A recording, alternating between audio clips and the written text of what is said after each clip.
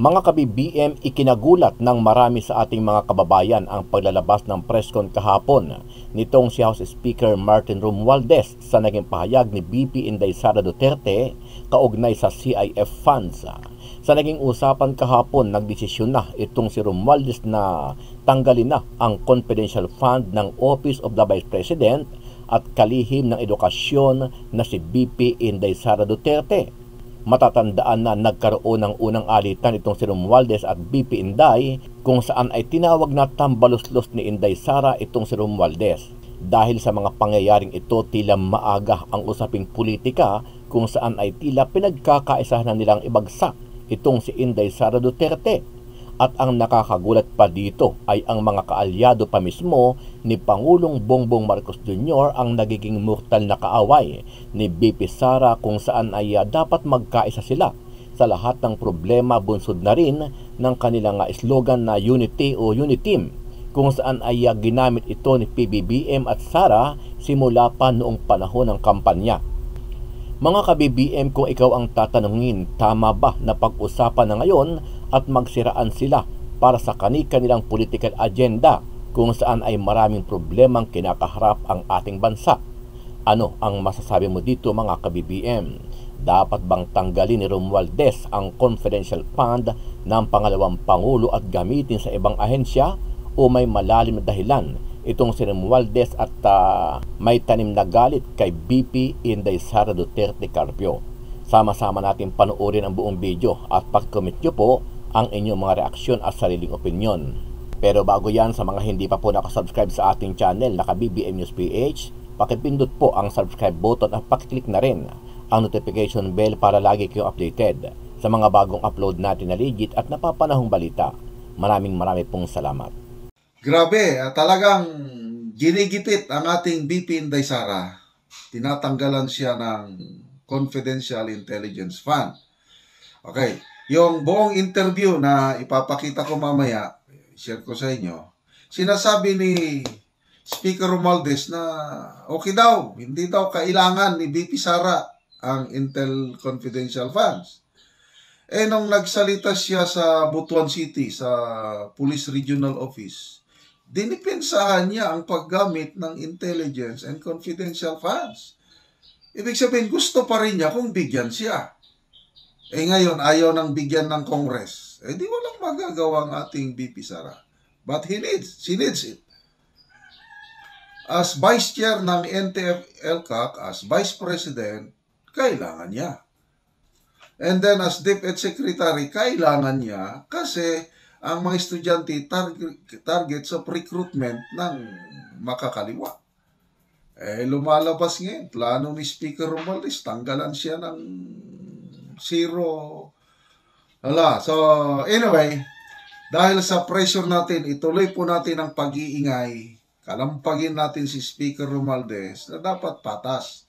Kung tanggalan nila ng confidential funds, intel funds, si VP Sara, dapat tanggalan din nilang presidente.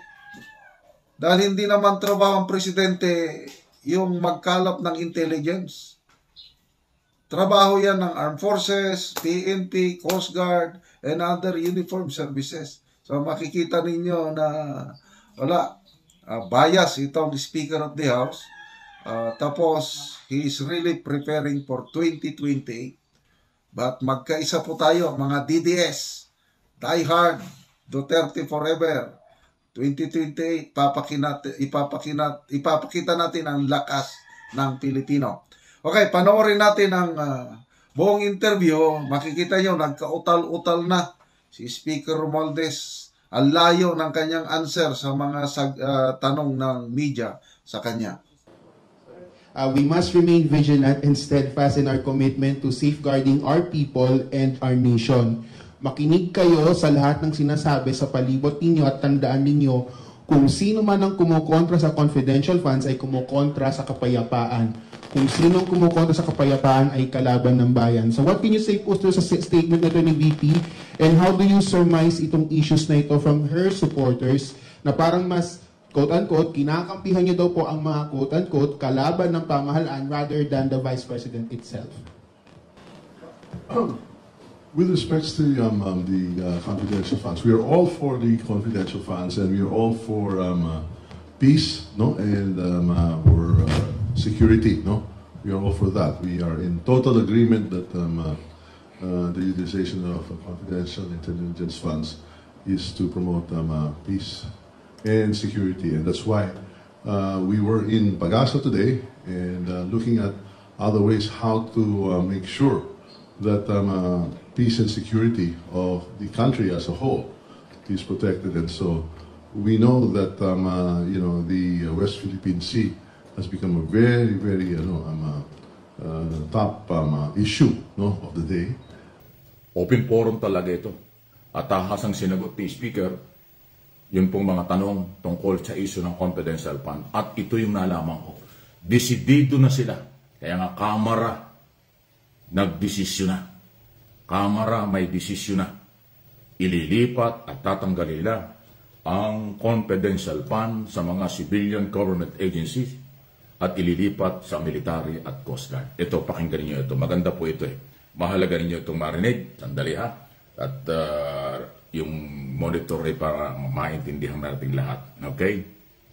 Have even more advanced reports now with that it could possibly have been collision with the tanker Anna that collided with the fisherman's vessel at night in the foggy, dark. So ito yung nangyari, 3 ngayon ang matay ng mga mangingisda. We wanted to make sure that we took an opportunity to be in the area and to see what we, from our functions in Congress, could do to assist and to support the area's activities. For instance, for the fisher folks, so we're thinking of not only providing shelters for the fisher folk, but it has come to our knowledge that it is possible that transponders that are available from the BFAR should be installed in all fishing vessels in the area.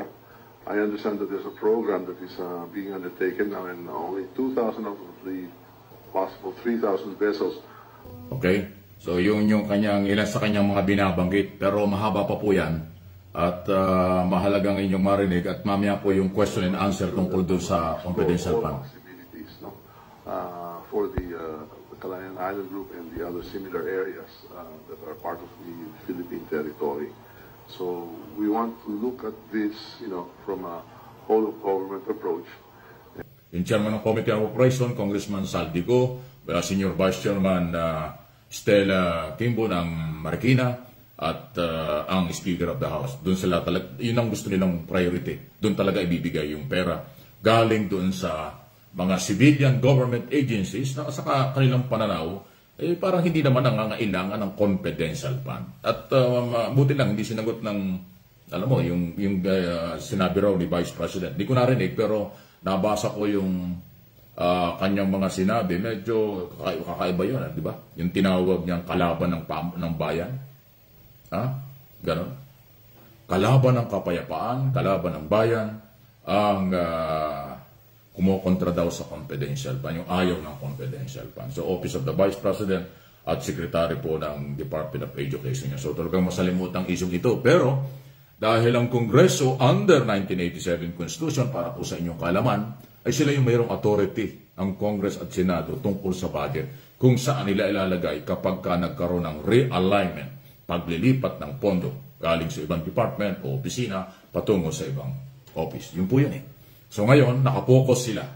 So halos parehas yung statement, paninindigan ni Senate President, ni Speaker Romualdez at Senate President Migsubiri na ilang beses nagsalita na ang Coast Guard, NICA, ang Forces of the Philippines, ang busan at ang suportahan natin sa pera.